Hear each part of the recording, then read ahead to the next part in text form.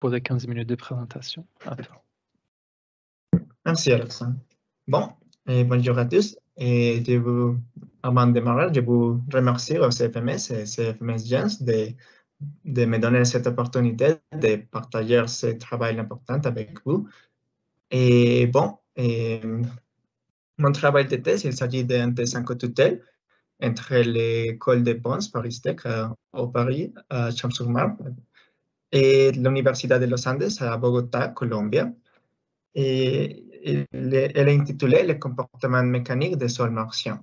Donc, on est encarré dans la mission Mars Insight, qui est une mission géophysique pour étudier l'intérieur de la planète rouge et bien comprendre son histoire de formation et le lier à les autres planètes rocheuses comme Mercure, Vénus et la Terre elle-même. Bon, Insight, le nom complet est Interior Exploration Using Seismic Investigations, Geodesy and Heat Transport, InSight. Et je vais partager un peu le contexte. Donc, l'atterrisseur est basé sur le même chasseur de Phoenix en 2008. Il a trois instruments principaux pour étudier l'intérieur de Mars. Le premier, c'est l'antenne RIS. Donc, c'est un thème pour étudier avec de la géodésie et le mouvement d'inertie, la structure intérieure de la planète, la taille des noyaux, la composition, etc. Donc, la rotation de la planète et ce système de couches, on dirait. Il y a l'instrument HP-Cube, apporté surtout pour le DLR et des autres agences, qui s'enfonce dans la surface pour mesurer la conductivité thermique en utilisant des mesures de température. Et peut-être le plus important parmi eux, c'est l'instrument SEIS, Seismic Experiment for Interior Structure, qui est un sismomètre très précis placé directement sur la surface martienne. Et après les travaux de plusieurs institutions, y compris des institutions françaises comme le Centre national d'études spatiales, l'Institut de physique du Globe de Paris, et parmi beaucoup d'autres. Et bon, il s'agit d'un sismomètre très, très précis, en effet. Il a pris de l'expérience du premier sismomètre sur Mars, qui n'a pas touché la surface, mais a resté directement sur Viking.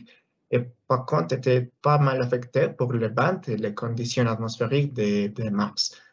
Et en conséquence, vous voyez que l'instrument, il est placé au-dessous d'un dôme blanche qui le protège du vent et bon, des autres effets. Bon, et pour travailler avec des sols martiens, il n'y a pas de sols martiens sur la Terre, donc ce qu'on fait, c'est qu'on travaille avec des matériaux qu'on appelle des simulants ou des analogues du régolithe martien. Et la question, c'est comment les choisir. Donc, il y a plusieurs critères. Un parmi les plus importants, c'est la mesure qu'on appelle l'inertie thermique, donc la propriété thermique d'un matériau quand la chaleur tend à se propager après la surface. Et bon, il y a plusieurs orbiteurs sur Mars, comme par exemple l'Odyssey, qui fait le rôle de relais pour l'instrument d'InSight. Il mesure avec Thémis la valeur d'inertie thermique sur la surface. On voit que pour l'ellipse d'atterrissage proposée pour l'atterrisseur InSight, la grosse partie de valeur se trouve sur un ordre de 160 avec les unités et ça correspond à un sable avec pas beaucoup de cohésion et une taille de grain autour de 170 microns.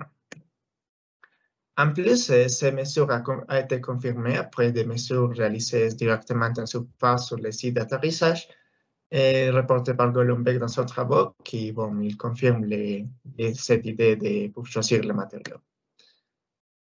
Bon, et sur ces travaux, on a remplacé l'analogue des autres travaux par les sables de Fontainebleau qui donnent un désencante à l'ordre de 220 micromètres, un coefficient d'uniformité de 1,65 et les courbes de radiation que je montre ici sur l'écran. En considération très importante observée sur le site après plusieurs résultats, c'est que la densité est très large en effet.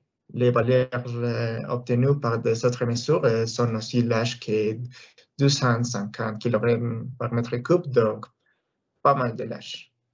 Et bon, pour étudier ces matériaux, on fait une série d'expériences. Donc, je vais présenter les deux activités qu'on a fait jusqu'à maintenant.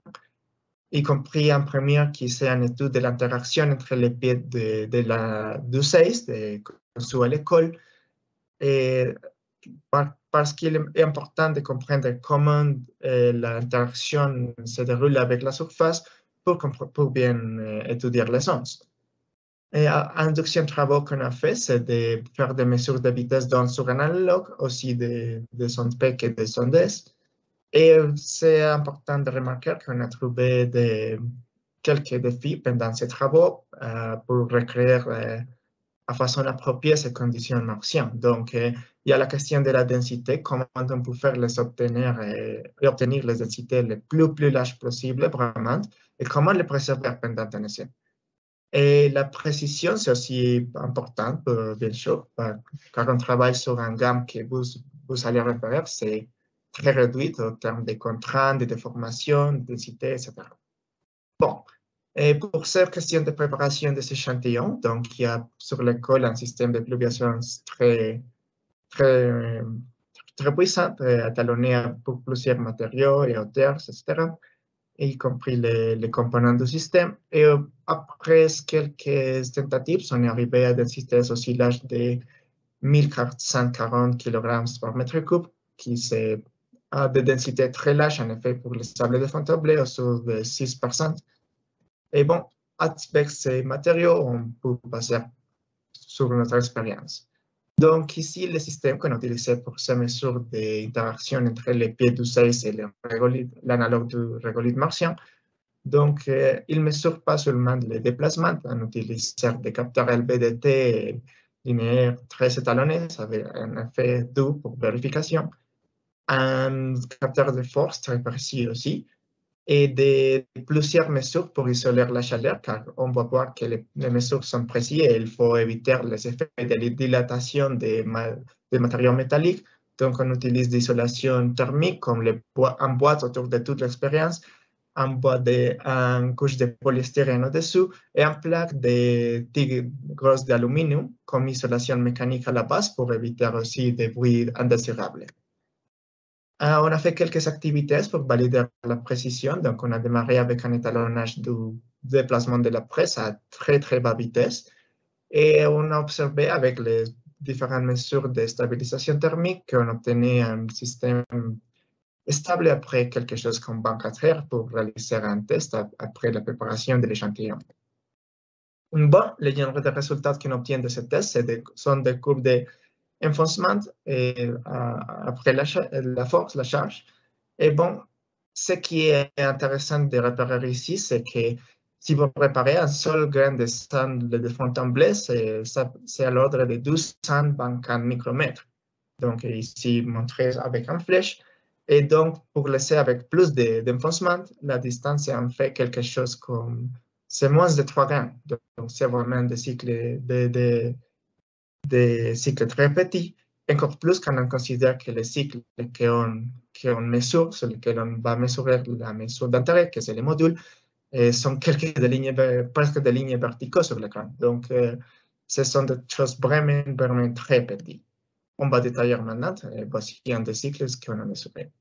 Bon, pour l'interpréter, on utilise la théorie de Jens Nedon pour un indentateur de forme généralisée. Et on voit que quand on travaille, remarquez encore, les cycles sont très petits.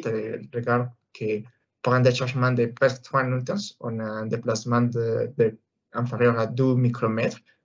La précision qu'on a dû atteindre, c'est à l'ordre de 0.1 microns pour faire ce genre de mesures.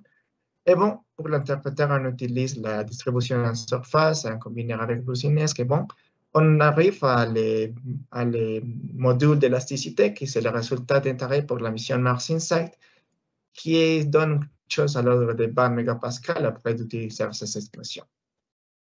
Aussi, on a vu les champs de contraintes et de formation vraiment très réduits autour des pieds du 6. Et on reporte sur Insight pour les contraintes d'intérêt à l'ordre de 3,5 kilopascales, donc vraiment très petit. Le résultat de 20 mégapascales que je viens de mentionner.